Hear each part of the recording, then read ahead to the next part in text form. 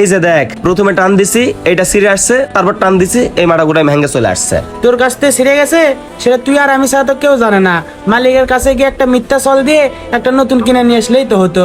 আচ্ছা তা তো বুঝলাম, তুই গিয়ে সত্যি কথাটাই বল, যাই বলবি রিফাজ ভাই এখানে কাজ করার সময় টান দিছে আর কেবলটা ছিঁড়ে গেছে, আর নতুন একটা কিনতে হবে, কি বলে তা শোনাই যা।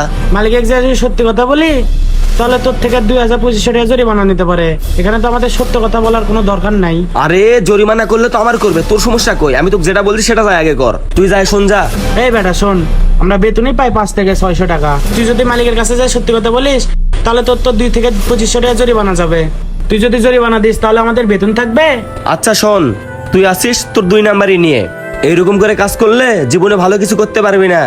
আচ্ছা তুই থাক, আমি মালিকের কাছে যাই, দেখি কি বলে।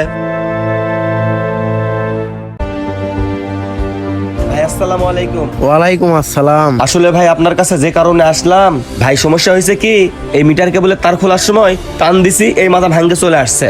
তো এখন কি করবো কোন তো ভাই, কিছু তো বুঝতেছি না। আচ্ছা তাহলে ওই কেবলটা কিনতে কত টাকা লাগবে? এখন তো ভাই এটা আমার হাতেই ছিঁড়ে গেছে, আর এই কেবলটা কিনতে মনে হয় 1500 টাকা লাগবে ভাই। কি করছি আম, 1500 না? হ্যাঁ ওই রকমই লাগবে। হ্যাঁ ভাই 1500 টাকার মতো লাগবে। এখন কি